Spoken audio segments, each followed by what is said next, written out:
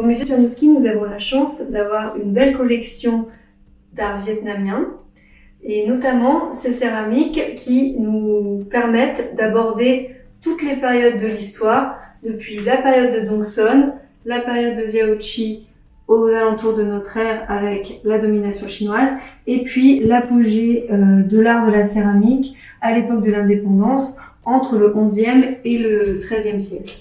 Cette collection est arrivée essentiellement dans les années 20 et 30, car à l'époque, les fouilles étaient encouragées par le gouvernement français en Indochine. Des amateurs ont pu vendre ou donner des objets qu'ils avaient collectés sur place. Et en 1934, une collaboration entre l'École française d'Extrême-Orient et le musée Tchernouski a permis de rassembler une grande collection de près de 1500 objets qui sont tous arrivés en 1935 au musée Tchernouski. Lorsqu'ils sont arrivés, les plus beaux d'entre eux ont été exposés dans la salle des Grands Bouddhas. Mais sur la quantité qui est arrivée, nombreux ont été retrouvés en fragments et avaient été restaurés à l'époque. Vous voyez ici des traces de scotch qui avaient servi à rassembler les fragments parce que cette coupe est en fait complète.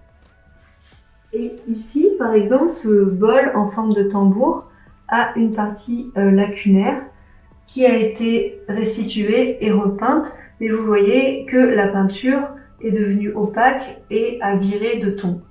Ce sont des objets qui sont peu lacunaires. On peut toujours retrouver la forme générale de l'objet car le profil archéologique est conservé et donc une restauration permettrait de rendre la silhouette complète de ces objets. Les problématiques de restauration sont très différentes. Vous avez des repeints débordants, des collages qui sont un peu grossiers, des collages qui n'ont pas tenu et qui sont à reprendre, et quelques lacunes à restituer. En plus de ces 10 objets, nous souhaiterions aussi faire restaurer ce grand modèle architectural en terre cuite qui était une ferme entreposée dans la tombe d'un défunt au début de notre ère.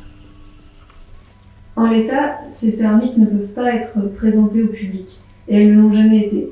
Mais avec votre aide, nous pourrions les restaurer et les présenter dans les nouvelles vitrines du nouveau parcours du musée Tchernouski qui ouvrira en mars 2020.